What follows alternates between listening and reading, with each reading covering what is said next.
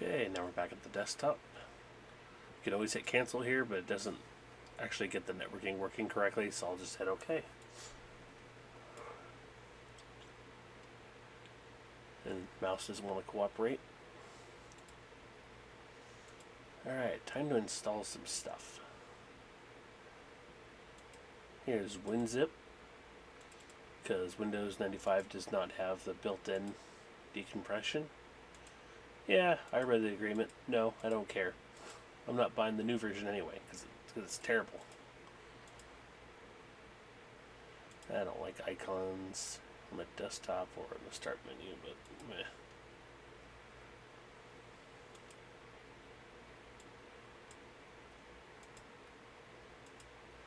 Yeah, let's have that be quiet. No, whoever thought it was a good idea to put tips in there? That's stupid.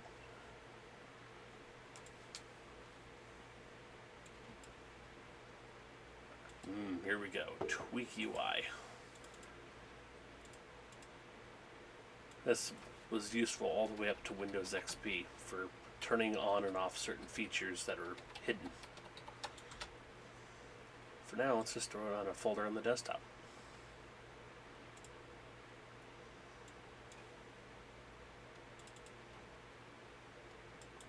And it literally installs just like that. Why couldn't the 3D effects drivers be like that? Look at that, regular help. I did say I was doing this for fun, right?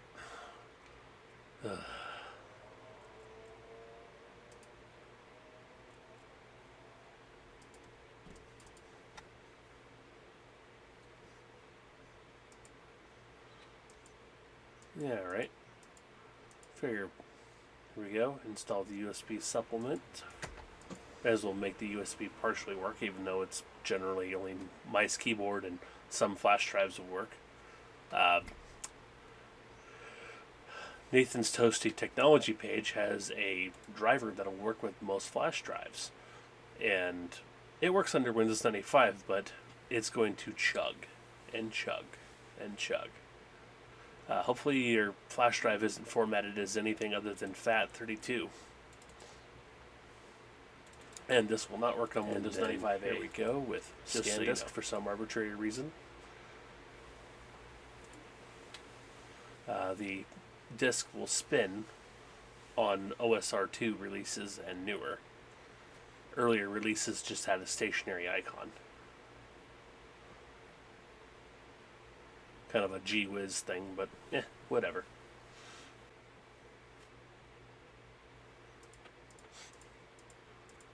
Kind of speed that along. And another reboot. Do we get tired of reboots on here?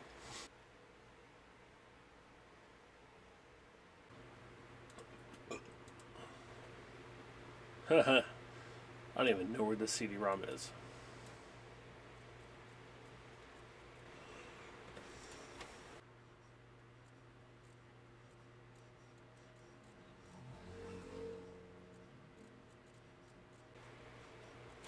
Alright, time for setup.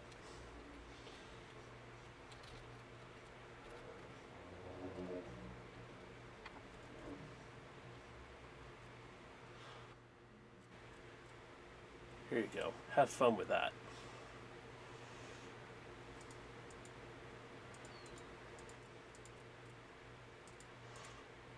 Alright. I don't remember this.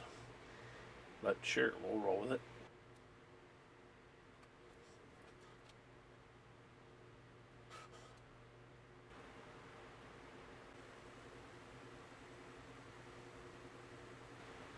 Hey, you found the joystick. Cool. Oh, and the sound works. Don't wait for nothing.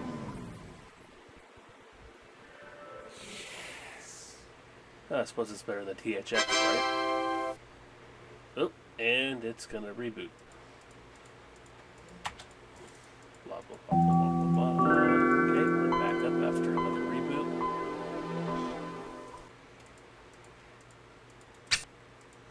Alright. Now the sound's working. Let's go ahead and get this, the capture device working. Oop. serial number. I had long lost this, but you can also type in all zeros. Support told me to do that.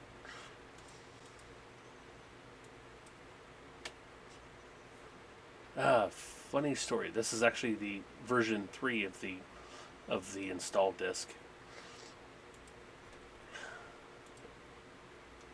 Includes all these other features here.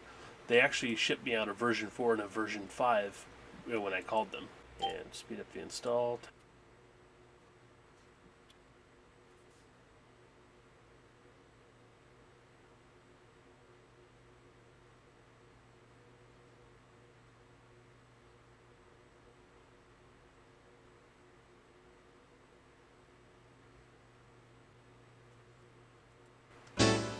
And to reboot yet again. Don't get tired of that.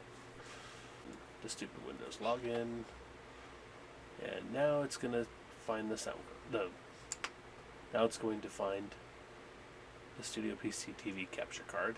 And another reboot. Not getting tired of that.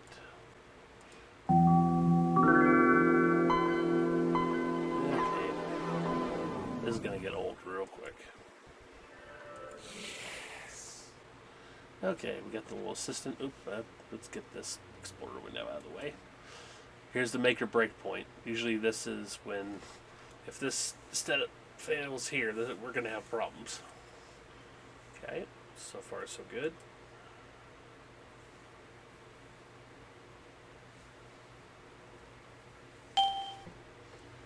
Yep. It kind of jumps, but whatever. Yep.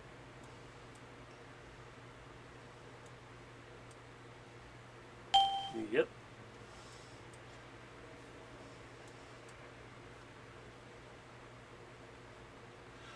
Kind of funny how that worked even though I have no devices connected to it. And here comes all the stupid support stuff. I wonder if this service even still works. Maybe we'll check it out in a later video.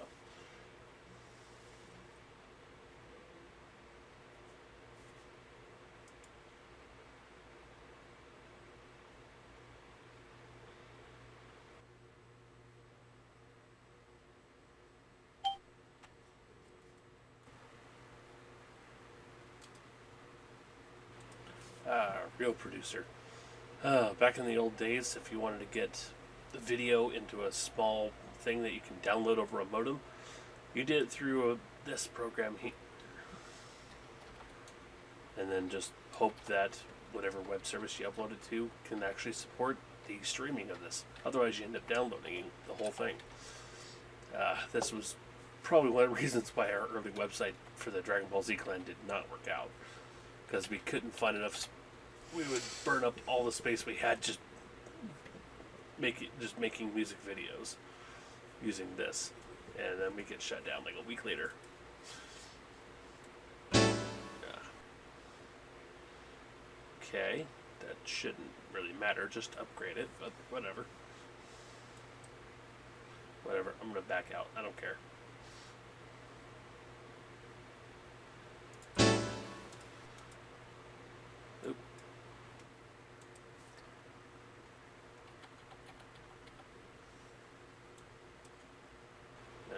Pretend we're doing a live broadcast 20-something years later after the technology's long dead. Kind of resembles OBS, anyone?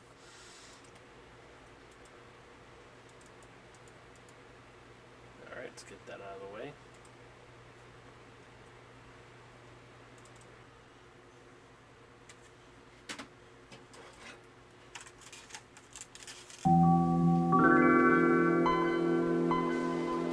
I actually have multiple copies that I picked up at the thrift store for $1 each.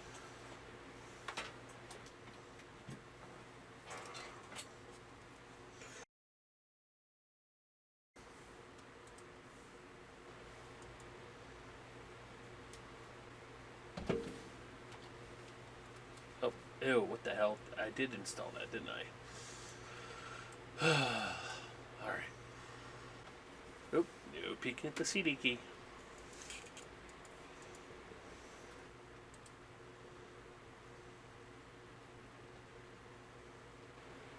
Install. Run from the CD-ROM. Haha, to custom. Should always do custom. Let's see. Probably never going to use Outlook anyway, but what the hey. Web page authoring, I'll turn that on even though I'm not going to use it. Office Assistant, goodbye Clippy, you stupid paperclip. Hey, Microsoft Photo Editor and Equation Editor. Don't know if I'm going to use this. Oh, you got to get rid of that fine fast. Piece of crap. I can't help but notice I think I forgot to uncheck something. And speeding up the install. Doodly doo doo. Alright.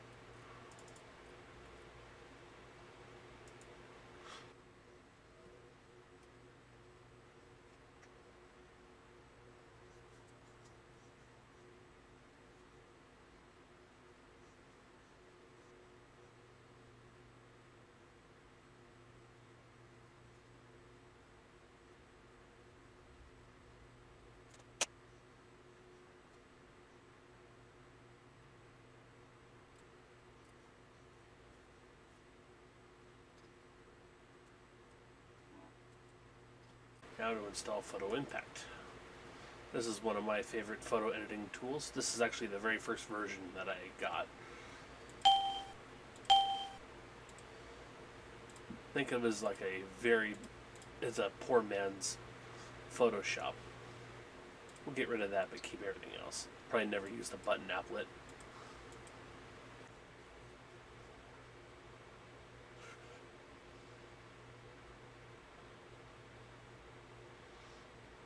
Oh yes, I remember using all the little templates they had there to generate objects.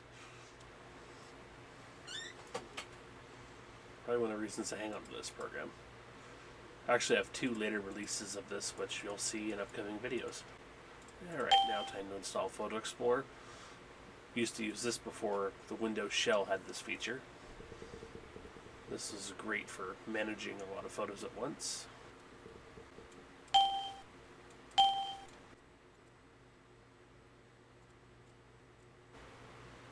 Now time to install the old copy of Photoshop that I have. I actually had this on the Macintosh version. And it later acquiring this from eBay.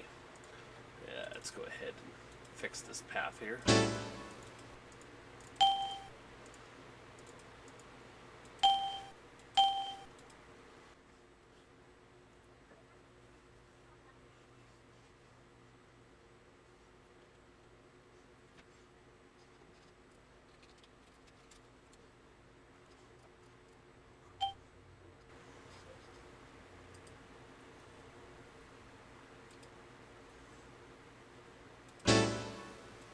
And what the hey, why not Adobe Premiere?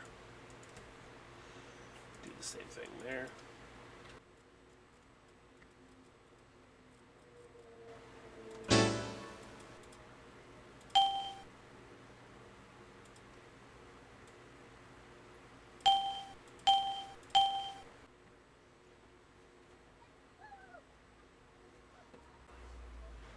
Here we go.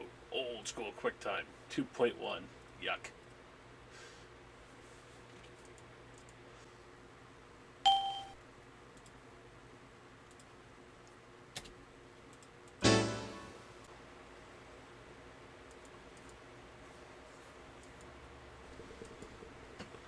Here we go. Let's replace that.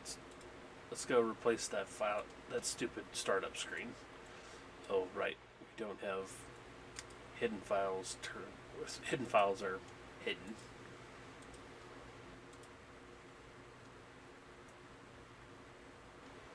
Where is it? Ah, there it is. Whoops, I didn't mean to open it. Here we go. Sandwich, you're going to become the new logo.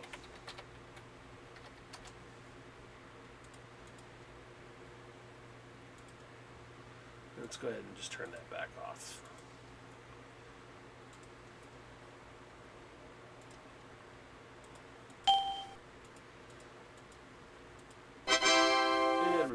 in. There we go. This is what all that fuss was for. I think it's somehow very appropriate.